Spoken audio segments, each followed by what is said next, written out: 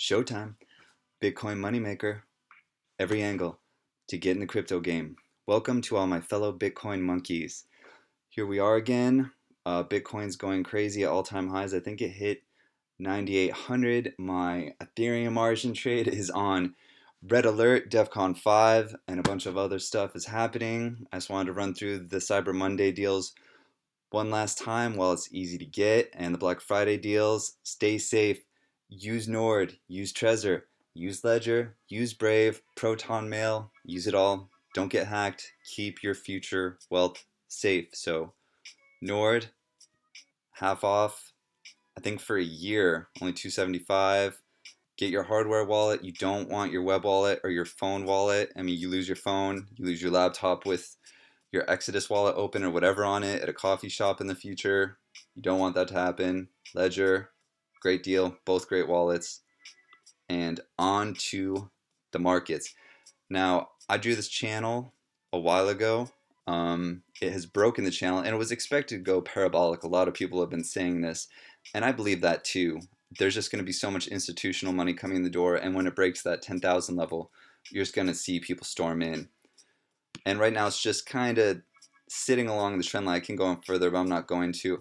A lot of people think it has the gas to keep going. I kind of do too, and everyone's kind of wondering, oh, when's there going to be the next, like here, 30%, 40% pullback? I don't know, but it seems like there's so much bullish tension of the top traders in the market that there's just so much gas. I don't see it dying down unless there's a huge uh, Bitcoin Cash move or anything like that, or some sort of huge whales get together and collude. I think it has some gas to keep going. And then in my Ethereum trade, I'll be honest with you guys, it's been a rough trade. Let's get back out here. So you can see my channels in here, but let's go in. It's better at the 15-minute line. So I think I started with a 3 times margin at Ethereum trade, and BitMex leveraged it up, I think, for safety. And I've tried to leverage it back down with some available balance. And my liquidation is until, I think, 4 million Satoshis, and I went in at 62 million. So for reference, 62 million is right out here where this big channel, the blue channel, if I scooch out, met here, this new channel that formed, and I thought it was going to bounce and keep going. Then the Bitcoin Donkey Kong gorilla woke up, started smashing things, and threw banana peels all over the place. So a lot of the alts compared to Bitcoin, and that's what this is, this futures contract is compared to Bitcoin, not compared to USD. It has followed this channel line down. Now this line right here is this previous consolidation and support, and I think if I went back further it would go back much further. There's another level way back there in the history, but I'm not going to bother going to that. So it has, like I predicted yesterday, I was hoping it's going to U-turn right after this line and follow it. It seems like it has, and also this is the first fib line, I think like the 23.8 or whatever the first fib line is. So I'm hoping it's going to consolidate, Bitcoin cools off, and people kind of go back to alts, because Ethereum was one of the leading alts in this new alt rise charge. I know there's ICOs that are blooming, but out of the blue chip alts and the mid cap alts, it was one of the first ones that was set to take off. So I hope that it does. I'm still in that trade. I think I'm down 70% or so, but I'm hoping it'll turn around. So if you guys, again, my mistake was on this rise in this channel, I longed on the way up, got good profits, set stop losses when it pulled back, and waited for bottoms, got back in. Up around here, I got in. I did not set a stop loss, or I did over here, and I said, no, it may go down the channel a little bit, but it will bounce back up before, I think, 5.5 million or somewhere around here. Well, it would have gotten hit right there, and I kind of felt that, and I said, no, I don't want to lose that money from here to here. What I really should have done is set my stop loss up higher and just taken my loss before this whole channel started, and then waited patiently for this to end and Bitcoin to end, and then long again from this line of death. This is like the low. Hopefully it doesn't go any lower, because if it breaks this and the Fibonacci with authority, then it could go much lower, and you can see that this channel is kind of ending and consolidating. So I was predicting and hoping it went back up. That's why I stayed in the trade and I didn't take my lump around here. And so we'll go on to actually BitMex itself. So we'll see how ugly this looks. 75%. I'm hoping in a couple episodes from now this will be plus 170%. But we will see, because if this went down to liquidation, which is at 4 million 75, I think I would be, yeah, I would like, of the initial, like I was up over 50 or 60% of what I initially deposited, I would be down to half of my total pile, and I'm reading a hedge fund book right now, so this is really hammering the lesson home of capital losses are so much worse for you than good gains, because when you lose a lot of your initial investment to build your way back up, you need such stellar results that it starts getting impossible. So I really should have set that stop for a 10 to 15% loss and set a trailing stop right away and just sucked up my loss. And that lesson of losing would have taught me to be better in the future and not go gambling. I should have been happy with my gains. I had 3 good gains in a row, and that just grew my ego too big. So don't do what I did there. This is not financial advice. I'm just showing you what I'm doing, and I hope the U-turn continues. Another thing, I'm not sure if I've shown this, is BFX data for the order books. This is a handy tool for both Bitcoin, Ethereum. This is Bitfinex's data. Some guy nicely has pulled out for everybody to see. I don't know how he gets paid, but I should donate to his site soon. This is great to see what's going to happen. So, for instance, I believe this is on Ethereum right now. So you can see the order book. If I scoot out, you can see how big the buy wall is. My liquidation is over at 4 million, I think 700,000. So there's this huge buy wall that would have to be eaten through, and there's this tiny sell wall. And a lot of that is just because money's just going to Bitcoin, and it's not going. People aren't freaking out about Ethereum being awful. They're just, so much is just going to Bitcoin. So I am not scared, but I'm not scared, but we'll see. We'll see. What I'm doing is it's a risky move, too risky, and in a bad way. The risk is really high and the reward is low for risk, which is the complete opposite of what you should be doing. Let's see if it loads in time. I'll show the the Bitcoin book, and we'll see how much further it could go. So this buy was much higher earlier, the 1 hour. It was over here like 70% buys. That has cooled off, and you see the 24-hour buy is still higher. But this can act as a leading indicator to say, hey, like the sell wall is getting higher. This is going to cool off, and it has from 9,800 or whatever it got up to. I'm mostly looking at the BitMex perpetual swap, which is usually a little bit different than the main exchanges and all the stuff most of you probably look at on Blockfolio or whatever else. So this is a nice leading indicator, and it's the best tool I've seen. And I got this from Carter Thomas. So again, Coin Mastery, I have to throw that out there. A lot of stuff I get is from him. Luke Martin's made some good calls. I think he's really looking at Litecoin, and he's looking at I believe it's an ascending triangle that's about to break for Litecoin. So I'm wrapped up in Ethereum. Otherwise, I'd be looking at Monero. I would be looking at Litecoin. I'd be looking at a whole bunch of stuff.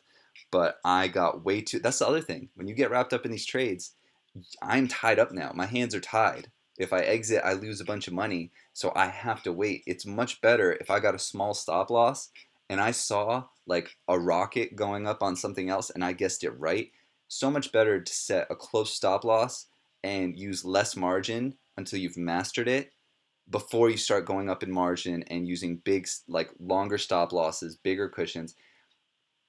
I was right with Ethereum at the beginning. That was the bottom of a dip and it started its bull run. Again, unforeseen event to me was how high and how fast Bitcoin would run. So I should have set my stop losses. It's like, it's dumb. So anyways, on to market cap and looking at the markets. Of course, we have Bitcoin up 8% in the last 24 hours. Bitcoin Cash is also making some moves, and it seems like it's coiling for an upstreak. And man, 24% for EOS. I don't pay enough attention to that. You guys should. Cardano. That started with a huge market cap, yet it's gone crazy. I'm just in so much stuff already. I really need to do a second round of research. I've gotten so into the trading, minding, and lending. A couple months ago, I was all about researching constantly. I was always on Bitcoin Talk Forum. I was always looking at ICOs. I was always looking at this list, reading white papers. I was in Slack rooms and Discord rooms, and I've gotten away from that. Vertcoin, which I own, is pretty good still. It looks like things are actually doing okay. There's a lot of things that are still kind of up. So the market's really happy, actually. That's nice. And hopefully Ethereum versus Bitcoin gets a piece of that pie. We just broke 300 billion. Hell yeah. So going on, oh, actually, wait a minute. We should look at let's look at our trending. Let's see, gainers. I always like to look at the biggest gainers in the last 7-day period and just see if they have a couple million volume that are upcomers. And let's see if I know any of these that are coming up. Let's see. Einsteinium, EMC2, never heard of that. Never heard of this Sentiment Network token. Bitcoin Gold, wow. 186%. I heard Nick Merton, Data Dash talking about that. Again, I'm locked up in this Ethereum trade and I'm already kind of spread out right now with my investments. And one thing I need to do in the future is keep more investments on the sidelines, which I do have in my portfolio now planned to grab up stuff like this, stuff at a discount, stuff that's at a dip. So this is another thing, is to keep a pile of 10, 15, 20, 30% just on the sidelines in Bitcoin, just waiting, or even some Tether if you can stomach it, if you can stomach the risk. I have some Substratum. Again, that's a Data Dash recommendation. It's done good so far, so I've been just holding on to that. I haven't been shorting it and longing it or trying to do anything crazy. Just been holding it. So that looks pretty good. I don't know if Power Ledger is still on this list. It seems like it kind of dropped off. I'm not sure what it's doing anymore, but that was the one that was the hot cake. Still reading the hedge fund book, the hedge fund Edge. I think I'm 126 out of 93 now. I skipped through a lot of pages. He had a lot of historical examples, but the main advice is very solid and it's very common sense. But you see how hedge fund guys think and how they pick winners. It's a hell yeah or it's a no, to quote Naval Ravikant. It's a hell yeah, it's a no with them. They want super winners. They want super winning markets. They want trends. They want things that are proven. They want the New York Yankees. They want the dominant Patriot. They want whatever your fucking analogy is. That's what they want. So I'm getting that hammered in my head. And this trade I'm in with Ethereum just spells out like how against that I've gone. Chain.Group, oh my God, still alive. 175. Thank you, the lending gods of the internet magic money world. For those of you who don't know, I have about $10,000 I've invested in lending. I have a plan like episode 1 or 2 that explains my exit strategy within 2.5, 3 months to walk out with my money and a profit and start shoveling that into other lending programs like USI Tech. Chain.Group released something saying that they're removing one of their top trading groups from doing leases soon in December. That kind of shook my confidence. So I'm taking my initial investment of $5,000 out and shoveling it to Bitconnect, which is the last survivor in this Hunger Games lending war. So I'm over here, and of course Bitconnect, because of the volatility with Bitcoin, people are doing a bunch of exchanges in out. They manipulate their market, which is terrible in one way, but it's beautiful in another because they keep people from freaking out in the volatility. And I don't think, like, all this to me is a big mystery. The trading bots. This is not financial advice. I am doing this with a carefully crafted exit strategy. I will invest this later, but anyways, I'm up to I think 215 today total between my reinvestment and Chain.Group.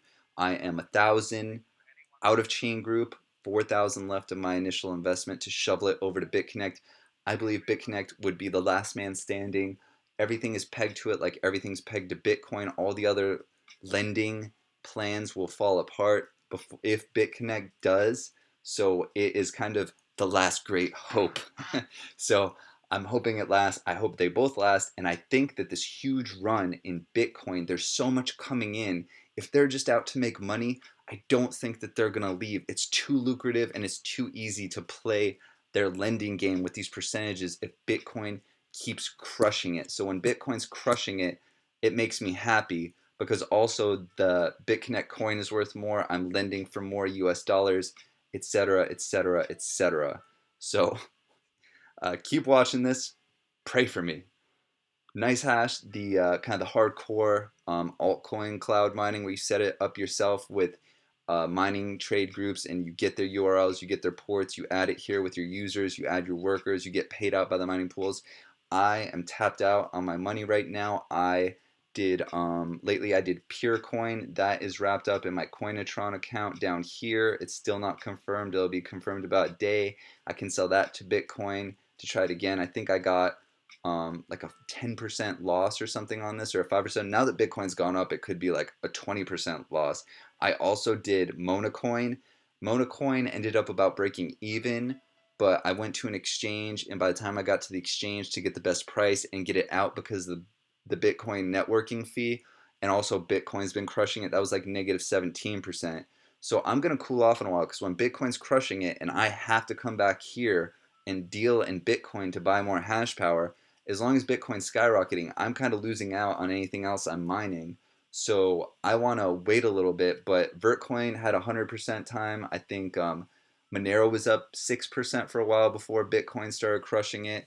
And there was one more that was pretty good that I can't think of right now, but I'll tell you guys which one it was that also was up like 3 or 4% before Bitcoin started crushing it. So I think you still can do arbitrage, but you have to do it at the right time with the right coin. So I'm going to keep experimenting here. I'm getting better at bidding.